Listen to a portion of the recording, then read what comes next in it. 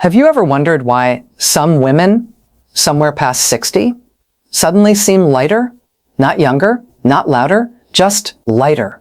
As if a weight they'd carried for 40 years quietly slipped off their shoulders, and they never announced it, never explained it, they just stopped carrying it.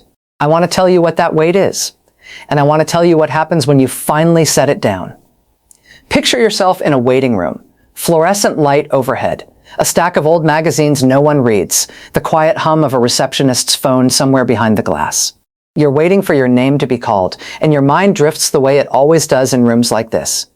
To your to-do list, to the person who needs a call back, to whether you looked tired when you walked in. And then, without warning, a small thought arrives. Uninvited, almost embarrassing in how simple it is. No one here is judging me nearly as much as I spent 40 years believing they were. You sit with that thought for a moment. It doesn't feel dramatic. It doesn't feel like a revelation should feel. There's no music swelling behind it, no sense of the ground shifting. It's quieter than that. But something about it settles into your chest and stays there, the way a stone settles at the bottom of a still pond. No splash, just a slow sinking into place. Because for most of your life, you have been proving something. Not to any one person, not even most days to yourself consciously. But underneath almost every choice, what you wore, what you said, what you didn't say, how quickly you answered a text, how tidy your house was before guests arrived, there was a quiet current of proof-giving, evidence-building, a case you were making year after year for your own worth. You were proving you were a good wife, a good mother, a good daughter, long after your parents needed daily proof of anything. A good employee, a good friend, a good neighbor. You were proving you were responsible. Proving you were strong enough not to fall apart, even on the days you wanted to. Proving you were kind, even when kindness cost you something you never quite got back. Proving you were grateful, so no one could call you difficult. Proving you were productive, so no one could call you lazy. Proving even that you were aging well. Gracefully, quietly, without complaint, without becoming what people dismissively call difficult or too much. It's a strange kind of labor, isn't it? No one hands you the job description. No one tells you when your shift starts. And yet you clock in every morning anyway, carrying a case file only you can see. Adding to it with every small decision, every apology you didn't need to give, every time you shrank a little so someone else could feel more comfortable. Decades of proof. An entire life spent as your own witness for the defense. And then, somewhere after 60, not on a single day, not with any ceremony, not with anyone announcing it to you, many women simply stop. Not because they win the case, not because anyone declares them innocent. They simply put the file down and walk away from the courtroom they built for themselves. What happens when you stop? Let's sit inside that question for a while. Not as a list of lessons, not as 5 habits to adopt by Monday. Just as a series of quiet moments, the kind that don't look like much from the outside, the kind no one would notice if they were watching you live your life, but that feel from the inside like everything. Maybe you've already felt the edges of this without having language for it. A morning where you simply didn't check whether the house looked presentable before letting the light in. A conversation where you disagreed and, for once, didn't spend the rest of the day quietly worrying you'd been too much. If you felt even a flicker of that, you already know this isn't a theory. It's something your own life has been trying to tell you in its own quiet way for a while now. 1 point. Stillness. There was a time when a slow afternoon felt like something to apologize for. If you sat too long, some part of you started composing the explanation, just in case anyone asked. I'll get to it. I was just resting my eyes. I'm not lazy. I just needed a minute. Even alone, in your own home, with no one watching, no one waiting. You rehearsed your defense to an invisible jury. Now picture a different afternoon. The light comes in low through the window, the way it does in early autumn. Nothing is being accomplished. The laundry can wait. The dishes can wait. The emails can wait until they no longer feel urgent, because most of them never were. You are simply sitting, watching the way the afternoon moves across the floor.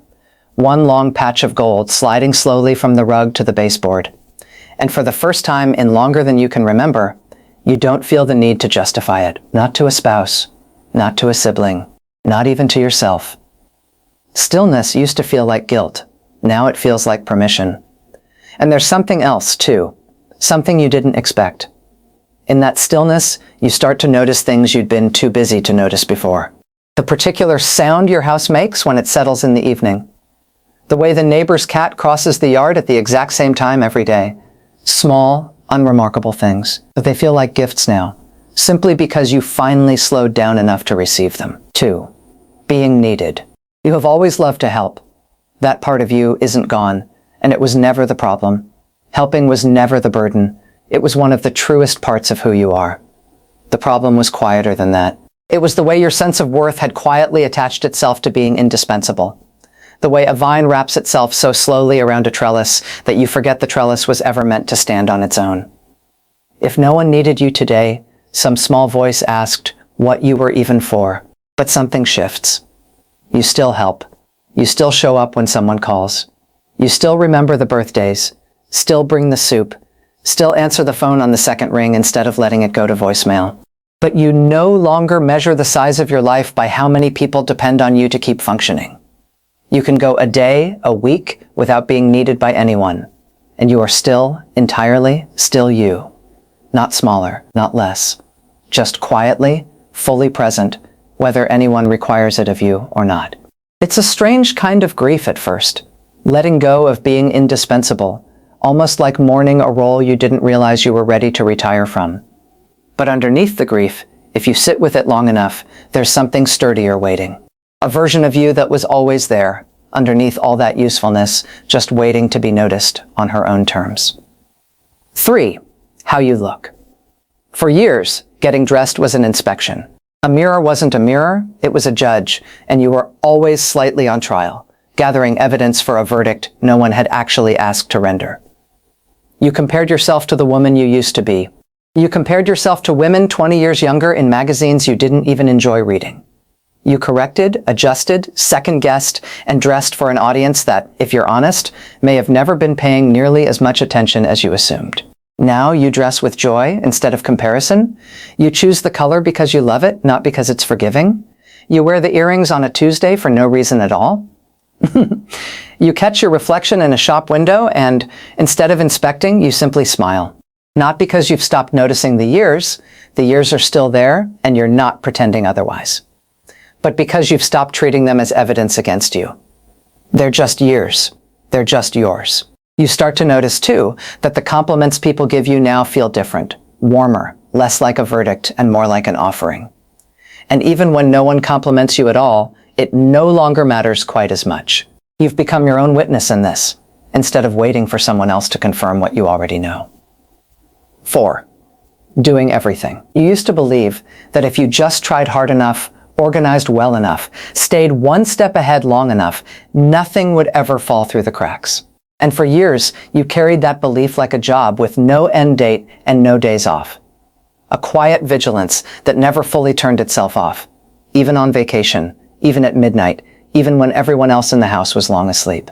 Now you ask for help, and you don't soften the request with 3 apologies first. You rest before the task is finished, not after. Because you've realized the task was rarely as urgent as it felt. You leave things undone, genuinely undone, not just paused with the guilt of an unfinished list humming quietly in the back of your mind. You go to bed anyway. And in the morning, you discover something almost shocking in its ordinariness. Nothing terrible happens. The house didn't fall apart. No one noticed. Or if they did, no one seemed to mind nearly as much as you once feared they would. The world did not notice that you, for once, put yourself first. There's a particular kind of freedom in discovering this. For so long, you believed the house, the family, the whole quiet machinery of everyone's daily comfort would falter without your constant tending. And it's humbling, in the gentlest way, to learn that it doesn't. Everyone adjusts, everyone manages, and you get to keep a little more of yourself for yourself. 5. Being liked. There was a time when one person's disapproval could occupy your mind for days. A cool tone in a text message. A friend who didn't call back. You'd replay conversations on a loop, searching for the exact sentence where things went wrong. You'd wonder what you'd done, what you should have said instead, and you'd rehearse how you might fix it, smooth it over, win them back, even when, deep down, you weren't entirely sure you'd done anything wrong at all. Now, someone misunderstands you, and you notice it. You're not made of stone, and it still stings, at least for a moment. But you don't collapse into it the way you once did. You don't rewrite the last 6 months of the friendship in your head, searching for your fault in it. You survive being disliked. You survive being misunderstood by people whose good opinion you once would have chased for months. And somewhere in that survival, you discover something quietly astonishing. That life, without the constant effort of being universally loved, becomes remarkably lighter. There is more room in you than you thought. Room you'd spent decades filling with other people's approval. It doesn't mean you've become indifferent. You still care. You still want the people you love to feel loved back. But caring and needing everyone's approval turn out to be two very different things, and somewhere after 60, you finally learn to tell them apart. 6. Allowing yourself joy. For so long, joy felt like something you had to earn first. A reward handed out only after the to-do list was cleared, after everyone else was taken care of, after you'd proven, there's that word again, that you deserved a little ease. Joy was always waiting at the end of a very long line, and you were never quite sure you'd earned your place in it. Now you drink your tea slowly, before anything else gets done, and you let it go slightly cold, because the conversation with yourself in that quiet kitchen mattered more than the temperature of the tea. You buy the flowers, not because there's an occasion, not because someone is coming over, but because you wanted them, and that was reason enough. You read for hours in the middle of a weekday afternoon, and the guilt that used to arrive right on schedule simply doesn't show up anymore. You laugh, really laugh, the kind that catches you off guard without first checking whether you've earned it. And slowly you notice that joy was never actually behind that long line to begin with. It was never rationed, it never required a ticket. That was always a story you told yourself, one you inherited from somewhere and never questioned until now. If these conversations remind you that growing older isn't about losing yourself, but finally meeting yourself, I hope you'll consider staying a while longer here at Her Golden Chapter. Every week, we sit together like this, exploring gentle truths about confidence, peace, and the quiet gifts that age brings when we finally stop resisting it.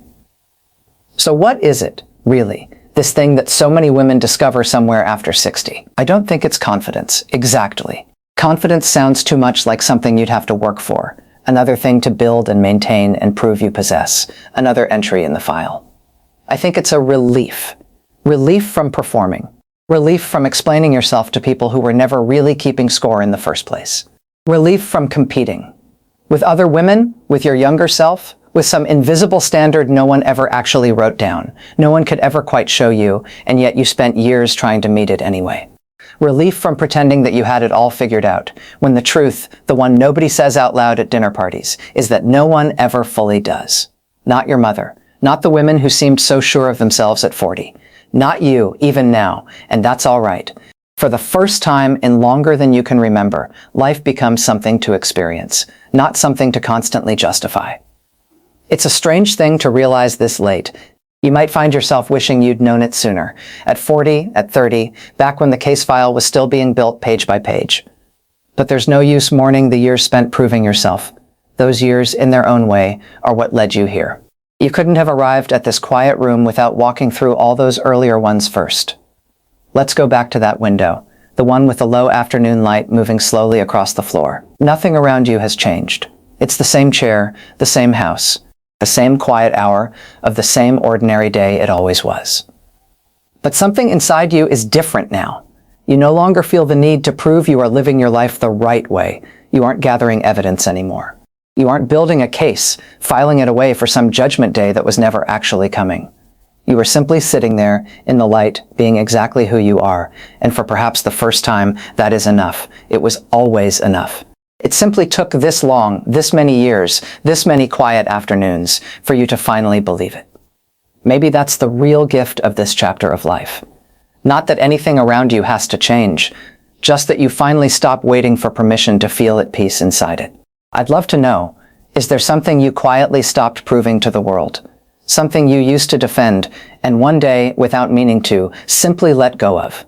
Tell me in the comments below. I read every one, and I think there's real comfort in knowing how many of us are walking this same quiet road, setting down the same old weight, one afternoon at a time. The greatest freedom many women discover after 60 isn't having more time. It's finally realizing they have nothing left to prove. And perhaps that is when life truly begins. Because the moment you stop performing for the world, you finally have enough energy left to simply live. Until next time, keep embracing your golden chapter.